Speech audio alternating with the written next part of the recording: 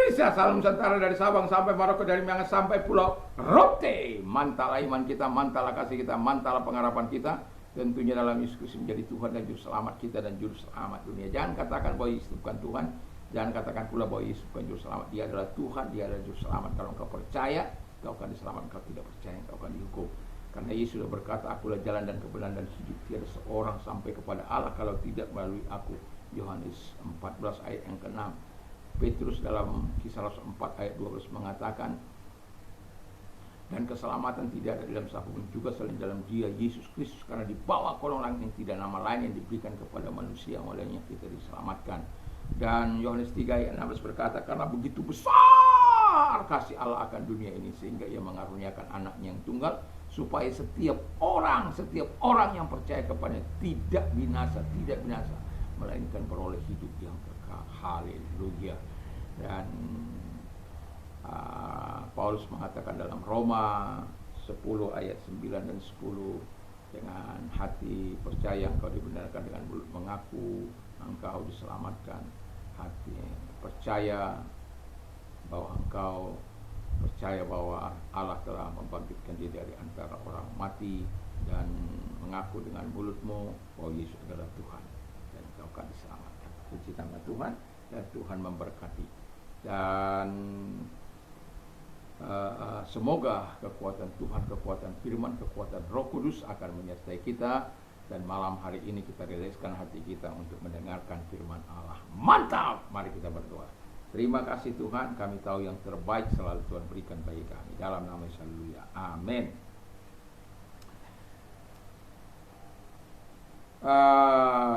Saya akan bacakan 1 Korintus 26 dan 27. Ingat saja saudara-saudara, bagaimana keadaan kamu ketika kamu dipanggil. Menurut ukuran manusia tidak banyak orang yang bijak, tidak banyak orang yang berpengaruh, tidak banyak orang yang terpandang.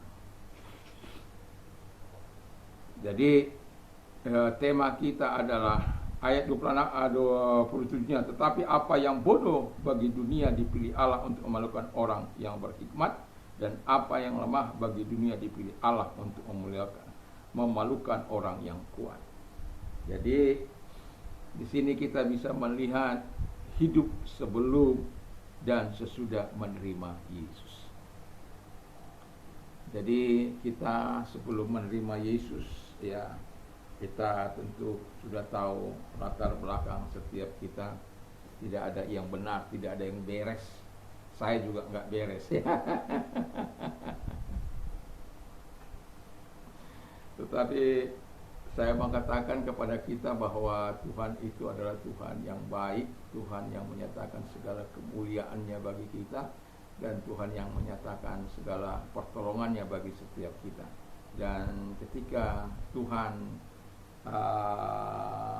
memberikan kasih karunia-Nya sehingga kita menerima Dia. Tapi firman Allah pertama, hidup sebelum dan sesudah menerima Yesus. Yang pertama, sebelum menerima Yesus, dikatakan di ayat 26, tidak banyak yang bijak, ya.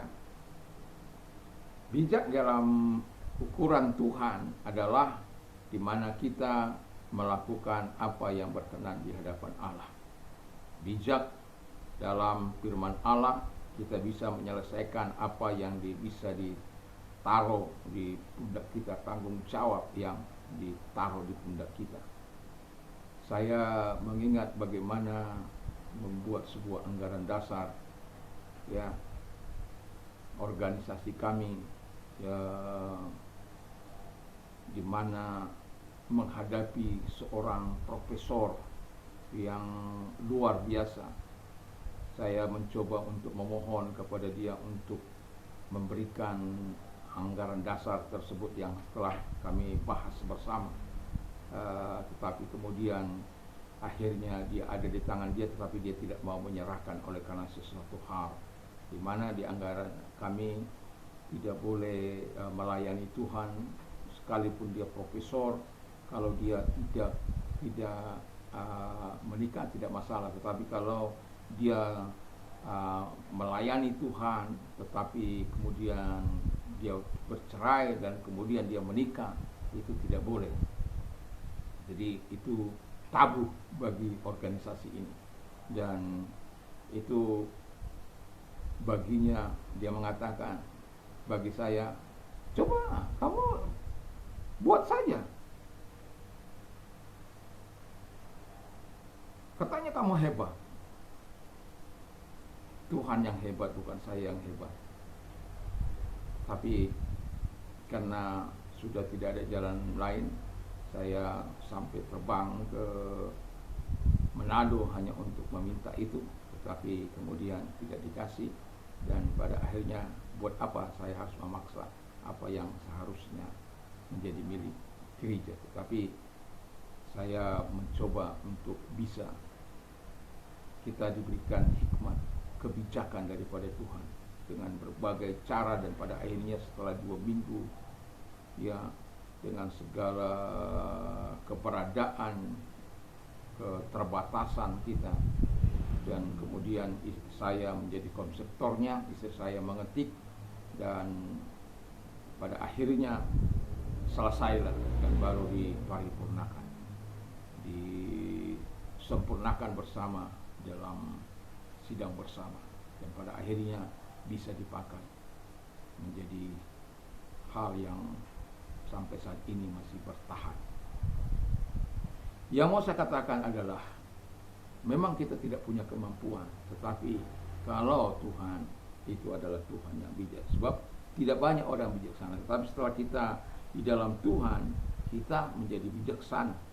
Tidak banyak orang yang berpengaruh, tapi setelah dalam Tuhan kita menjadi orang yang berpengaruh.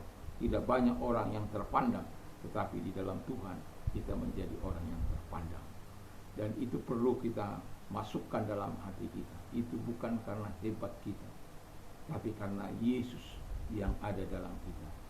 Yesus yang kita muliakan, yang kita layani, yang kita tinggikan, bukan karena kehebatan kita. Dan ketika kita ada dalam Yesus, ya, dan hikmat Allah ada, kebijakan Allah ada, pengaruh Allah ada, kita hidup terpandang. Dan kemudian yang bodoh dari Allah lebih besar hikmatnya. Bayangkan kalau yang bodoh dari Allah lebih besar hikmat. Walaupun saya dikecilkan oleh Pak Profesor, tetapi pada akhirnya saya bisa menyelesaikan apa yang dianggapnya sebagai olok-olok bagi kita. Tetapi saya bersyukur bahwa semuanya bisa terjadi. Kita diberikan hikmat, kita banyak acuan yang Tuhan berikan kepada kita. Dan walaupun tidak mudah, tetapi pada akhirnya itu selesai. Karena apa? Yang bodoh bagi dunia. Saya bodoh bagi dunia, tetapi saya tidak melanggar firman Allah. Saya bodoh bagi dunia karena saya tidak, tetapi saya tidak melakukan apa yang tidak benar. Ya, jadi orang yang sebelum itu kita sudah tahu bagaimana kita hidup dalam dosa, kita hidup dalam kejahatan, kita hidup dalam kenajisan, kita hidup dalam dosa, pelanggaran, dan kita tidak penuh dengan hikmat, tidak penuh dengan pengaruh, dan tidak terpandang. Tetapi setelah kita menerima Yesus, kita menjadi orang yang taat, orang yang melakukan kehendak Allah, orang yang melakukan kemauan Tuhan dalam kehidupan kita, dan kita menjadi taat, dan kita punya pengaruh, punya kebijakan dari Tuhan, dan juga terpandang oleh karena Yesus yang ada di dalam kita. Dan bahkan yang lemah dari Allah lebih kuat daripada manusia. Kita mungkin secara manusia kita lemah, tetapi saya mau katakan, di dalam kelemahan kita mengalir kuasa Allah yang kuat.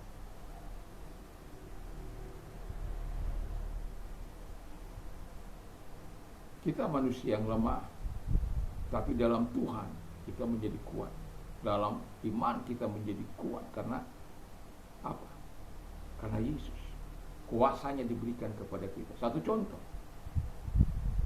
Saya percaya Yesus secara sungguh-sungguh 1 Maret 1987. Dan kalau melihat perjalanan sampai hari ini saya sangat bersyukur. Karena apa? Hanya 25.000 rupiah uang saya pergi ke seorang dokter. Karena awal menikah dengan istri saya sakit gigi karena saya mau cabut binatang. Itu udah ke dokter aja gitu. Ya. Saya bersyukur karena apa? Saya orang sakit gigi. Saya tidak pernah sakit gigi dalam arti berlobang, tidak. Walaupun banyak yang tanggal.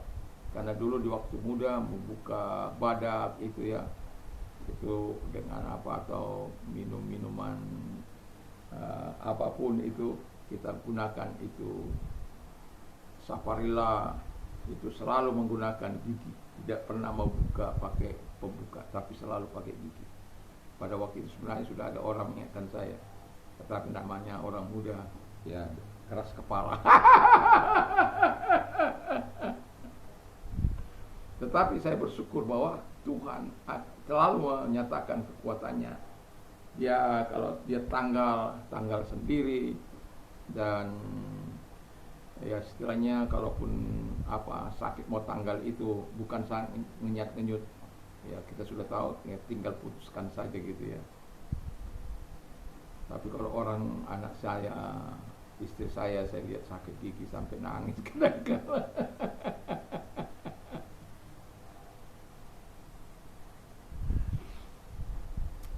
Kita punya Tuhan, punya kekuatan Tuhan yang Tuhan anugerahkan.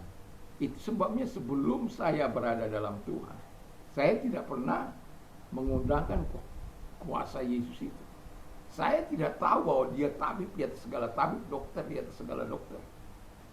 Saya tidak tahu bahwa keluargaan saya sebelum dalam Tuhan itu bahwa ada sebagai keluarga negara Indonesia, keluarga negara surga. Saya tahu hanya keluarga negara Indonesia saja, ya. Dari Sabang sampai Merauke, dari Miangas sampai Pulau Rote saya bisa tinggal. Tetapi menjadi warga negara surga itu sangat langka bagi saya. Aneh namanya. Tapi setelah saya menerima Yesus dalam hati saya, dalam hidup saya, dan saya dibukakan, diberikan Allah kekuatan untuk mempercayainya sampai hari ini, dan saya bersyukur. Makanya kalau mungkin semua orang seperti saya, dokter pengobatan akan bangkrut. Karena nggak ada yang beli.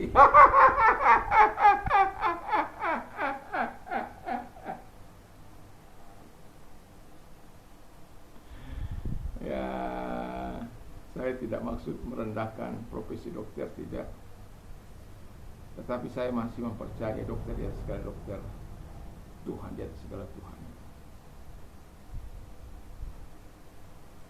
Bukan berarti saya tidak mau periksa kadang-kala kalau sudah didorong-dorong teman saya periksa itu karena ya, atau pengobatan gratis ya.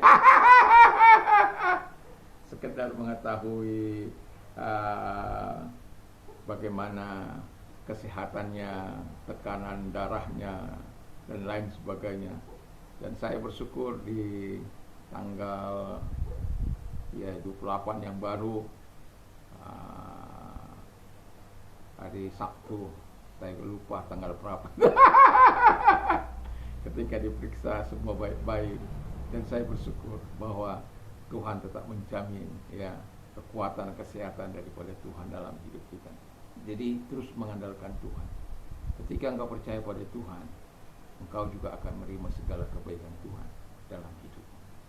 Saya tidak mengkerdilkan siapapun, tetapi saya tetap yakin bahwa Tuhan itu adalah Tuhan yang melihat hati, Tuhan yang melihat kehidupan setiap pergumulan setiap orang. Jadi sebelum dan sesudah harus ada perbedaan. Kalau tidak, kita tidak akan pernah melihat kuasa Allah yang begitu luar biasa. Semoga kita adalah orang-orang yang menikmati sesungguhnya kekuatan Tuhan sesudah kita menerima kuasa dari Yesus. Puji nama Tuhan. Mari kita tunduk kepala dan kita berdoa. Terima kasih Tuhan, kami sudah mendengarkan firman-Mu, dan biarkan kami hidup sesuai dengan kehendak-Mu Bapa di surga setelah kami menerima Yesus dalam hidup kami. Terpujilah Engkau dalam nama Yesus Kristus.